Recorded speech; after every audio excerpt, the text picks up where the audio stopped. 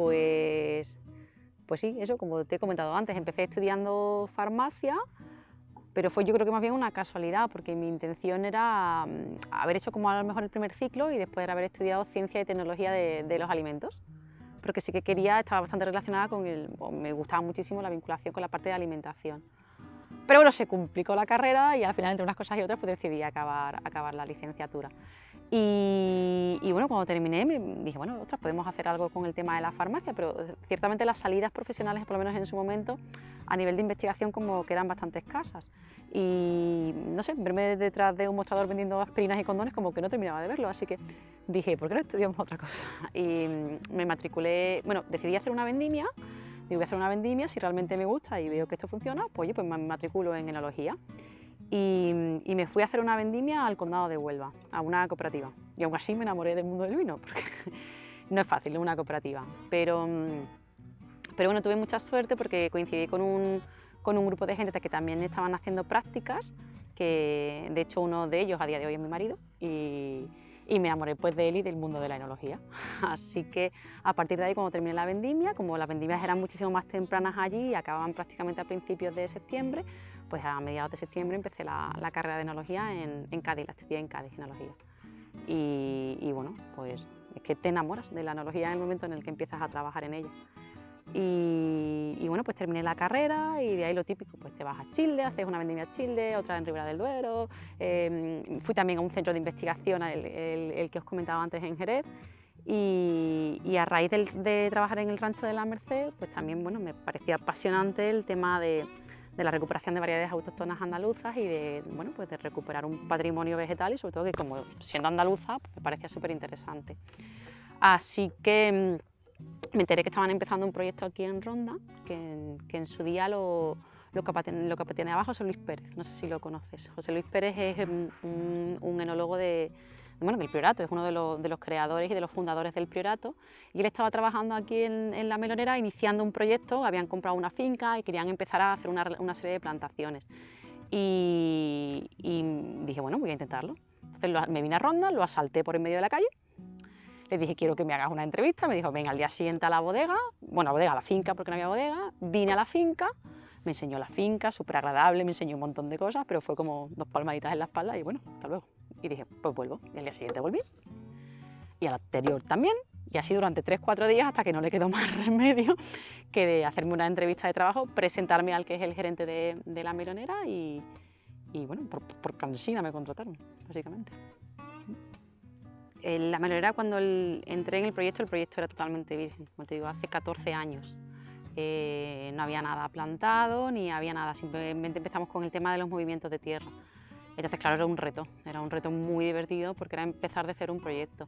Y cuando tú has terminado la carrera, siempre sueles hacer muchas vendimias o empiezas a trabajar en una bodega, en otra, pero al final lo que tocas, ciertamente es la parte un poco más de bodega, no tocas tanto lo que es el campo, a no ser que ya lleves muchos años y también te pongas a dirigir.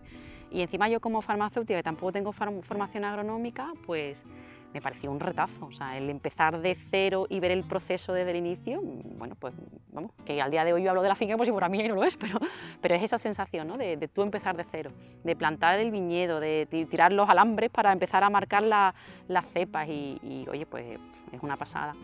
Y luego pues ya no solo eso, sino ver el recorrido durante 14 años, poder investigar con el tema de las variedades autóctonas, pues eso es un privilegio, porque estoy investigando en una empresa privada, eso a día de hoy no es fácil, no es nada fácil y tengo muchísima suerte, o sea, lo que te comentaba, o sea, poder recuperar variedades autóctonas que son mi patrimonio vegetal de Andalucía, pues oye, un privilegio muy grande y muy bonito. Cuando empezamos a elaborar el primer vino que elaboramos fue Payoya Negra, entonces para mí es pues, nuestro niño pequeño en la bodega. Y es curioso porque empezamos trabajando con variedades internacionales y de hecho, bueno, o también nacionales, pero que el primer cupaje del vino Payoya Negra era Syrah y Garnacha.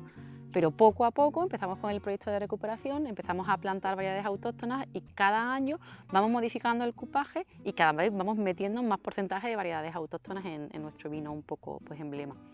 Entonces le tengo muchísimo cariño por eso y claro, porque es que es un poco el inicio de nuestro proyecto.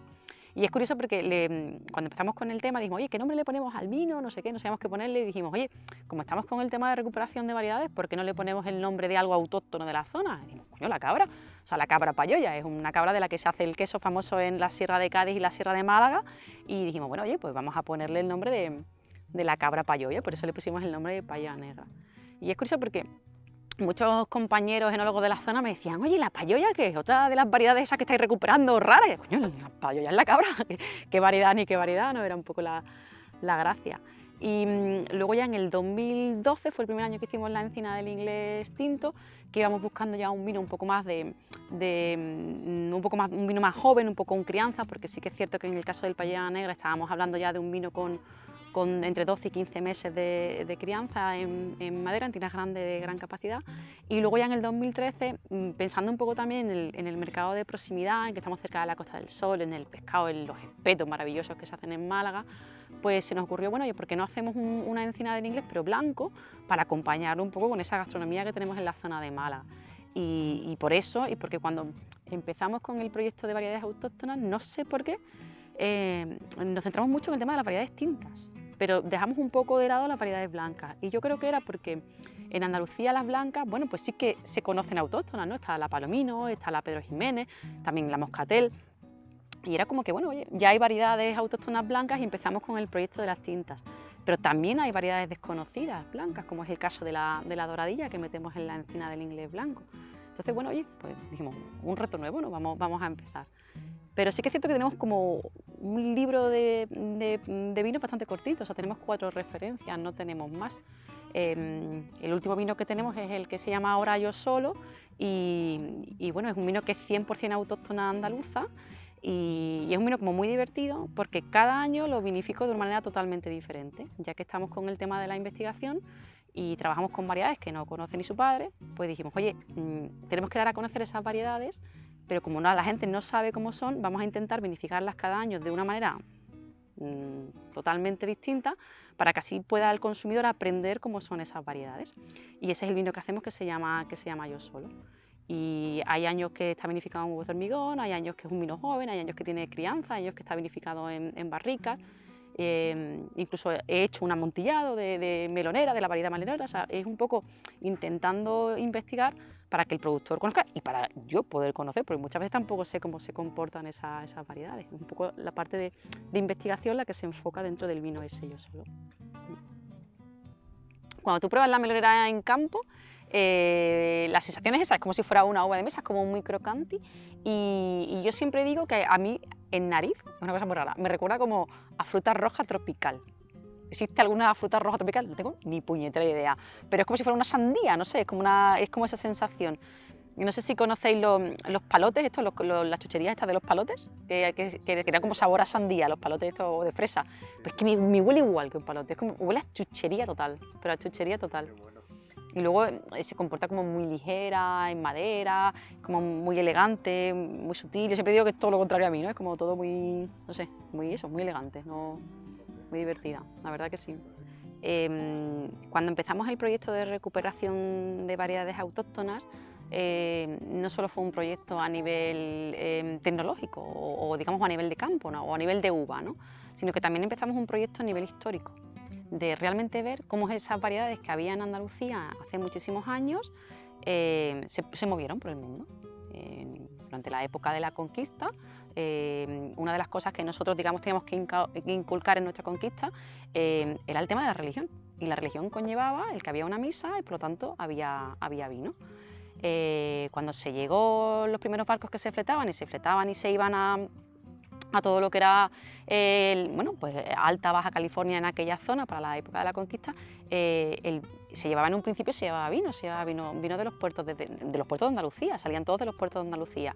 Y el vino que se llevaba llegó un momento que cuando llegaba allí pues era más bien vinagre, o sea que era complicado de beber. Y entonces se decidió en un momento, pues en vez de llevar vino, empezar a llevar cepas. Y las cepas que se llevaban eran las cepas que había en Andalucía en aquel momento. Nuestras variedades autóctonas que a día de hoy prácticamente están al borde de la extinción. Entonces, el inicio de la viticultura en el Nuevo Mundo, hemos estado viendo 20.000 estudios incluso investigando dentro del Archivo de Indias en Sevilla, de que hay un montón de legajos que aparecen en los barcos que se fletaban, que las variedades que se llevaban pues eran esas variedades autóctonas andaluzas que nosotros estamos intentando recuperar.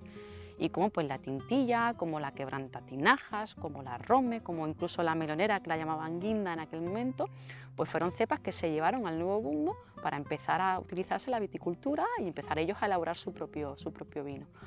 Pues hasta el punto que hace un año y medio así empezamos un proyecto con la Universidad Agronómica de Lima en Perú para empezar, bueno, oye, a buscar esas variedades que allí se cultivaron y que, bueno, en España prácticamente desaparecieron y que allí, como la filoxera fue a otro ritmo, pues sí que se siguieron cultivando. Entonces, ¿que dónde me veo? Pues me veo allí. Ahora mismo estamos con ese proyecto que es apasionante porque en Perú han empezado a florecer pues todo este tipo de bodegas que igual que empezaron en España pues hace 40 o 50 años y han empezado a trabajar las variedades típicas que empezamos todos, pues con su Cabernet, con su Merlot y están intentando buscar en Perú pues esa identidad que por ejemplo consiguieron los argentinos con la Malbec o que consiguieron los chilenos con la Carmener. Ellos están intentando buscar su identidad pero con una variedad autóctona que en este caso tiene un origen español. Entonces es curioso porque yo no sé si tú sabes un poco el origen del pisco. El pisco famoso que se elabora, que tienen ahí la disputa entre si es chileno o es peruano. Bueno, yo no puedo decir más que es peruano. Pues el pisco se elabora a partir de destilar vino, ¿vale? Y realmente surgió también como una coincidencia. O sea, llegó un momento que el vino que se exportaba de Perú era tan bueno que hacía competencia a los vinos españoles. Entonces la corona española decidió prohibir a Perú el elaborar vino, así de fácil. Entonces, pues el rey español en su momento, como era el que mandaba en aquella zona, pues decidió prohibir y fuera. Entonces, como tenían un montón de producción de vino y un montón de producción de uva, decidieron destinar esa producción de vino para destilarla y aparecer el pisco. Entonces, las variedades pisqueras, en su origen, el 90% de ellas son variedades autóctonas andaluzas.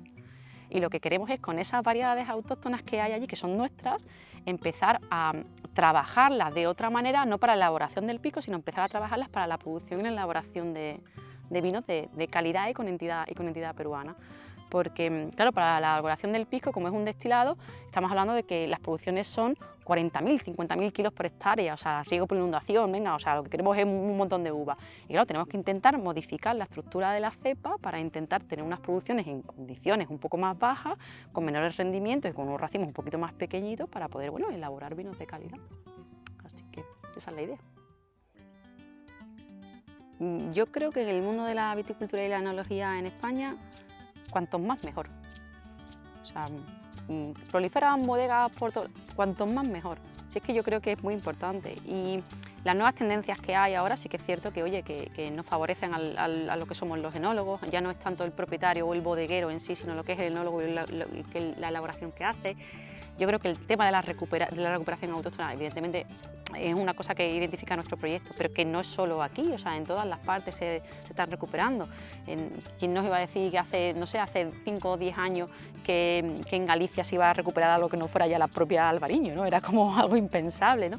Y yo creo que son tendencias buenas porque primero nos dan identidad, nos están ayudando a que somos un país que gastronómicamente somos extremadamente ricos y que a nivel de vinos lo hemos podido ser durante muchísimos años y lo hemos visto un poco acomplejados, con lo cual creo que el que haya gente joven que esté apostando por hacer nuevos vinos, cosas diferentes, cosas además de muchísima calidad, con gente formada, porque yo creo que también a día de hoy estamos bastante más formados que estábamos antes, pues yo creo que es súper interesante y yo creo que vamos por buen camino, que no debemos achantarnos, que durante muchísimos años a lo mejor ahí sí que tenemos que aprender de los franceses, que ellos han hecho una campaña de marketing maravillosa, que ellos desde el inicio sabían que en cada casa de España tenía que haber una botella de vino comiendo.